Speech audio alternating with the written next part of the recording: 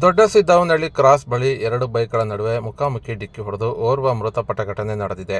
ಚಿತ್ರದುರ್ಗ ತಾಲೂಕಿನ ದೊಡ್ಡ ಸಿದ್ದವನಹಳ್ಳಿ ಕ್ರಾಸ್ ಬಳಿ ಈ ಘಟನೆ ನಡೆದಿದ್ದು, 40 ವರ್ಷದ ಇಂಗಳದಾಳ ಗ್ರಾಮದ ನಾಗರಾಜ್ ಮೃತಪಟ್ಟಿದ್ದು, ಇನ್ನೊಬ್ಬ ಗಾಯಗೊಂಡು ಆಸ್ಪತ್ರೆಗೆ ದಾಖಲಾಗಿದ್ದಾನೆ.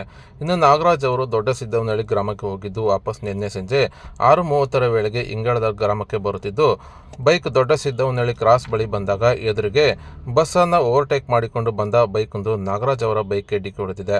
ಇನ್ನು ಎರಡು ಬೈಕ್ನ ಸವಾರರು ಕೆಳಗೆ ಬಿದ್ದು ಗಂಭೀರವಾಗಿ ಗಾಯಗೊಂಡು ಆಸ್ಪತ್ರೆಗೆ ದಾಖಲಾಗಿದ್ದು, ನಾಗರಾಜ್ ಅವರು ಚಿಕಿತ್ಸೆ ಫಲಿಸದೆ ಮೃತಪಟ್ಟಿದ್ದಾರೆ.